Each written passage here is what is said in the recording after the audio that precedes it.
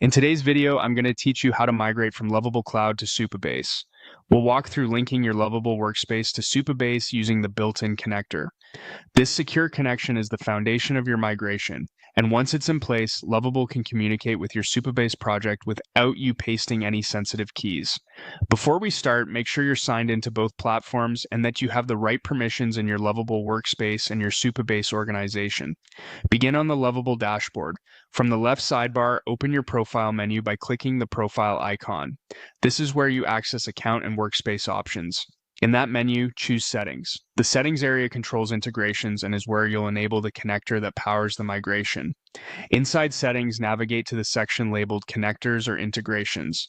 If you have multiple tabs, make sure you're on the one that lists external services you can link. You'll see a search field at the top. Type Supabase to quickly filter the catalog. When Supabase appears, select it to view the details and then choose Connect Supabase. Lovable will redirect you to Supabase for authorization. This handoff is expected and ensures that permissions are granted from the Supabase side.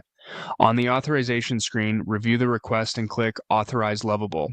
You're confirming that Lovable can access the resources needed for the migration according to the scopes shown. If your organization uses multiple projects or environments, double-check that you're authorizing the correct context before you proceed.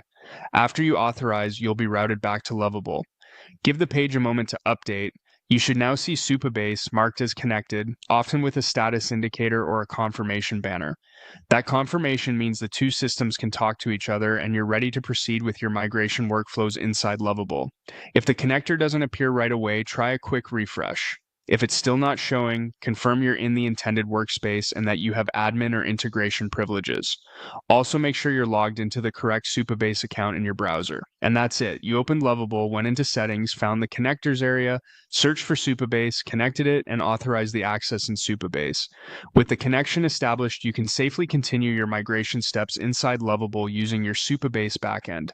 If you're working in a team, let collaborators know the connector is live so they can plan cutover timing. And as a best practice, keep credentials private and manage access through roles rather than sharing tokens in chat.